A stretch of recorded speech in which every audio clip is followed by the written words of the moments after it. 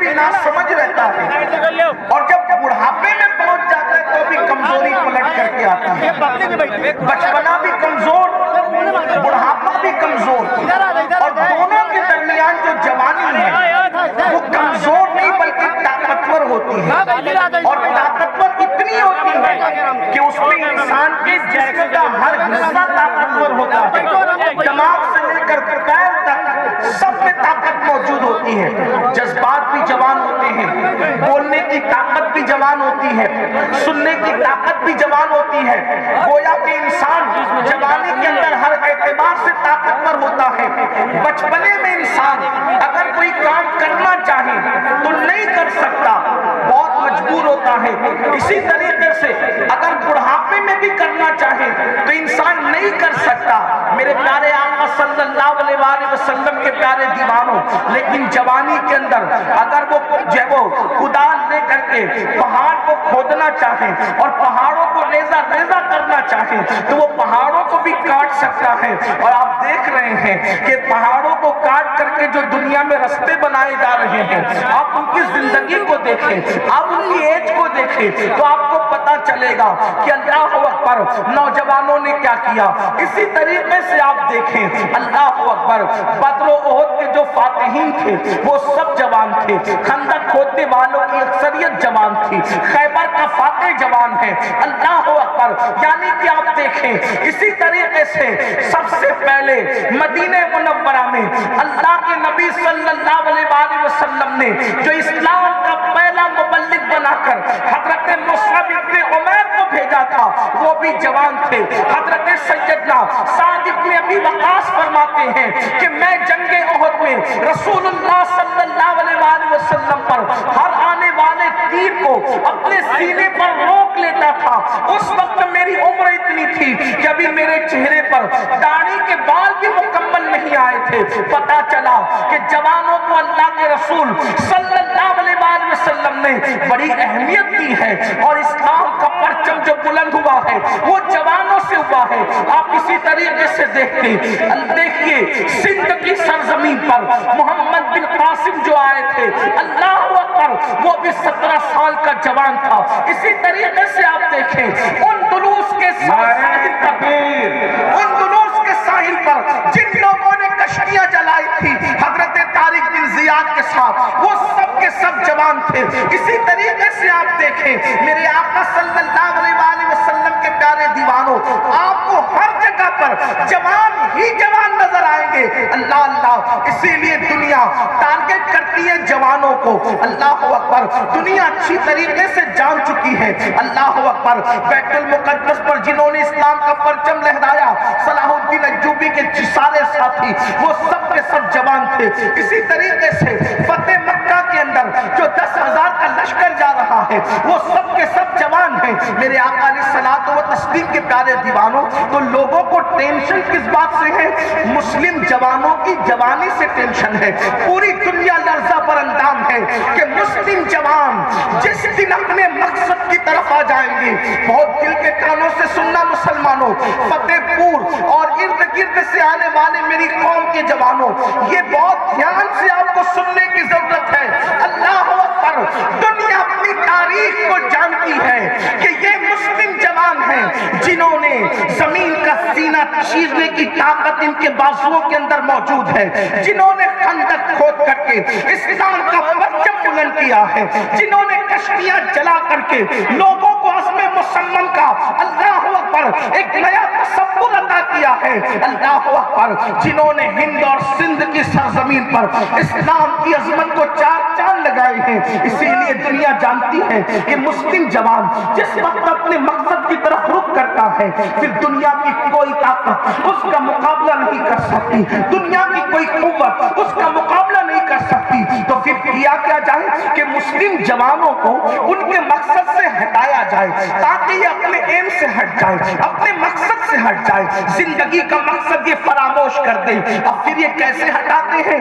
دنیا کی باطل طاقتیں، دنیا کی اسلام دشمن قوتیں آپ کو اپنے مقصد سے ہٹاتی کیسے ایسے ہیں اگر وہ گھر گھر آ کر کہیں گے کہ اپنے مقصد سے ہٹ جاؤ تو دنیا جانتی ہے مسلم قوم اتنی ضدی قوم ہے کہ اگر ان کے گھر پہ آ کر کہیں گے کہ اسلام چھوڑ دو اور اپنے مقصد سے ہٹ جاؤ، یہ اپنے جسموں کے ٹکڑے ٹکڑے کروا سکتے ہیں لیکن یہ اسلام کو چھوڑ نہیں سکتے، اپنے مقصد سے ہٹ نہیں سکتے، کیونکہ وہ مکے کی سرزمین پر بلال حبشی جیسے جوان کی زندگی کو دیکھ چکے ہیں۔ جس وقت مکے کے گنڈوں نے حضرت بلال حبشی کو اسلام سے ہٹانے کے لیے مکے کی تپتی ہوئی ریت پر لٹایا تھا، بلال حبشی تپتی ہوئی ریت پر لیٹ کر کے مسکراتے تھے اور اسلام کے دشمنوں سے کہتے تھے تم بلال کے جسم کے ٹکڑے ٹکڑے کر سکتے ہو مگر بلال سے اس کا ایمان نہیں چھین سکتے، بلال سے اس کا اسلام نہیں چھین سکتے۔ دشمن طاقتیں، اسلام دشمن طاقتیں حضرت بلال کے گلے میں رسی ڈال کر مکے کے چھوٹے چھوٹے بچوں کے ہاتھ میں، مکے کے چھوٹے چھوٹے بچوں کے ہاتھ میں حضرت بلال کے گلے کی رسی ڈال دے دیتے، وہ مکے کے چھوٹے چھوٹے بچے اس رسی کو لے کر کے حضرت بلال کو مکے کی گلیوں میں گھسیٹتے ہوئے پھرتے، تب بھی بلال سے کہا جاتا بلال اسلام چھوڑ دو، مذہب اسلام چھوڑ دو، اسلام کی تعلیم سے دستبردار ہو جاؤ، اللہ اکبر۔ لیکن اس کے باوجود بھی حضرت سیدنا بلال احد احد احد کی صدائیں لگاتے، اللہ تو ایک ہے، اللہ ایک ہے، اللہ ایک ہے، اللہ ایک ہے۔ پتہ چلا کہ مسلمانوں کو مار کر کے، مسلمانوں کو دھمکیاں دے کر کے، مسلمانوں کو پیروں تلے کچل کر کے نہ ان کا دین لیا جا سکتا ہے، نہ ان کو مذہب سے ہٹایا جا سکتا ہے، تو اب دنیا نوٹنکی طور پر، ڈرامائی طور پر اور زیر زمین کے گندے منصوبے کے طور پہ اب دین سے ہٹانے کے لیے، مذہب سے ہٹانے کے لیے، مسلک سے ہٹانے کے لیے، مقصد سے ہٹانے کے لیے چند چیزوں کا استعمال کرتی ہے۔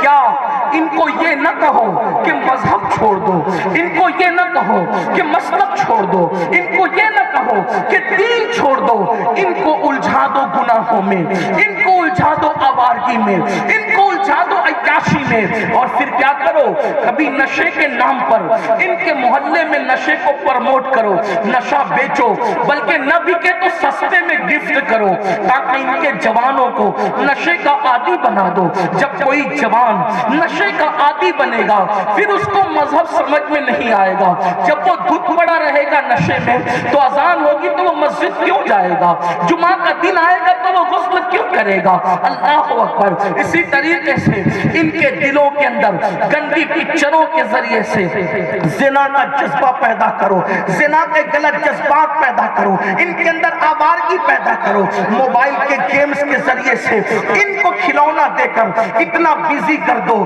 کہ ان کو اسٹڈی کی فرصت نہ رہے، ان کو تعلیم کی فرصت نہ رہے، ان کو تجارت کا شعور نہ رہے، ان کو ماں باپ کے حقوق ادا کرنے کا وقت نہ ملے۔ مائیں اپنے بچوں کا انتظار کرتی رہے کہ میرا جوان بیٹا کم سے کم میری خیریت تو پوچھے گا، لیکن بیٹا موبائل میں اتنا مصروف ہو جائے کہ وہ اپنے ماں باپ کی خیریت تک نہ پوچھ سکے۔ وہ اولاد جو اپنے ماں باپ کو گھر سے نکلتے وقت ہاتھوں کو اور پیروں کو چوم کر ماں باپ کی دعائیں لیتے ہوئے جاتا تھا، اس کے ہاتھ میں موبائل گیمز میں اسے اتنا مصروف کر دو کہ وہ موبائل دیکھتے دیکھتے گھر میں آئے اور موبائل دیکھتے دیکھتے گھر سے نکل جائے، اس کو ماں باپ کا چہرہ دیکھنے کی فرصت نہ رہے۔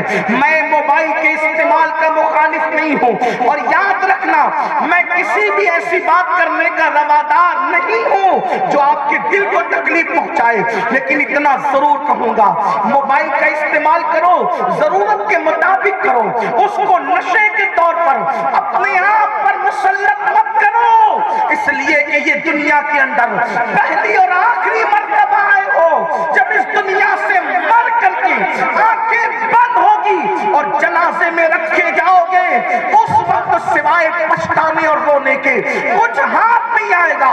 آپ سے پوچھتا ہوں موبائل گیم کا نقصان کیا ہے؟ لوگ کہتے ہیں اس میں تو کوئی فلم نہیں، اس میں تو کوئی تصویر तकरीर नहीं, उसमें तो ये नहीं, उसमें तो वो नहीं।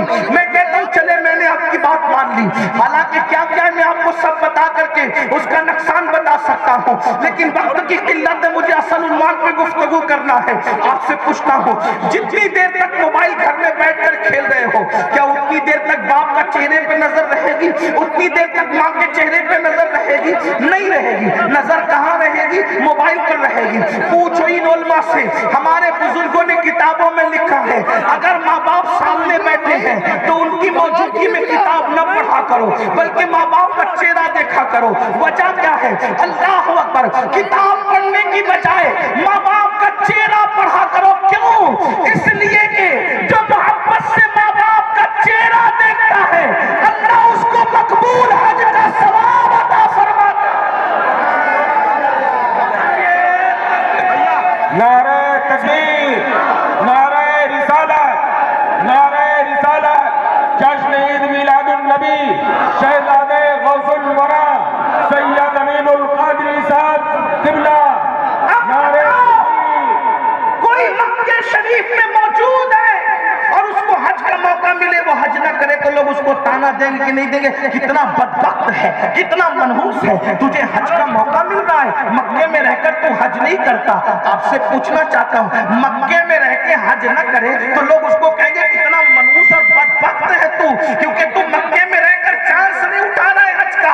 मैं कहता हूँ, मक्के वाला हज करेगा तो करने के बाद ये नहीं कह सकता कि मेरा हज मकबूल हो गया, लेकिन रसूलुल्लाह ने फरमाया, माँ बाप को देखेगा तो हज नहीं बल्कि मकबूल हज का सवाब अता किया जाएगा, मकबूल हज का सवाब दिया जाएगा। इतनी बड़ी नेकी छोड़कर तुम मोबाइल देख रहे हो और उसके गेम के अंदर मसरूफ हो, उसके अंदर डूबे हुए हो, बताओ ये कितना बड़ा नुकसान है। वो क़यामत की वो सख्ती को, गर्मी को, उसकी तकलीफ को याद करो, जहां एक एक नेकी की अहमियत होगी। माँ अपने बेटे को एक नेकी नहीं देगी, बेटा अपनी माँ को एक नेकी नहीं देगा। जहां एक एक नेकी की कद्र कीमत होगी, वहां मकबूल हज जैसी नेकी की क्या कीमत होगी, अंदाजा तो करें। इसलिए मैं अर्ज ये करना चाहता हूँ, इस्लाम दुश्मन ताकतें ये चाहती है कि मकसद से हटाने के लिए कभी नशे के नाम पर, कभी जिना के नाम पर, कभी गंदी फिल्मों के नाम पर, कभी अल्लाह अकबर अय्याशी और आवारगी के नाम पर, कभी मोबाइल गेम्स के नाम पर आपको इतना उलझाया जा रहा है। आप खुद सोचिए अपने आप में डूबकर, अगर मेरी बात गलत हो तो आप उसको कह सकते हैं, लेकिन मैं जमीनी हकायक पेश कर रहा हूं आपके सामने।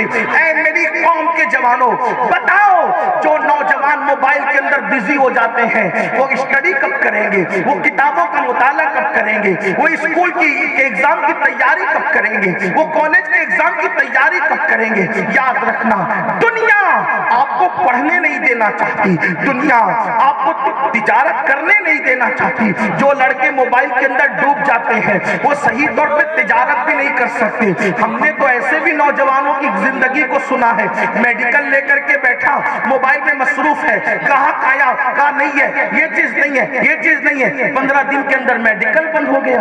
ये दुनिया की साजिश है, दुनिया आपसे मोहब्बत नहीं कर रही है। और ये उलमा जो गेम्स से मना करते हैं और मोबाइल को बकदर जरूरत इस्तेमाल करने की बात करते हैं, ये आपके दुश्मन नहीं है, ये आपके मुस्तकबिल के हवाले से फिक्रमंद है।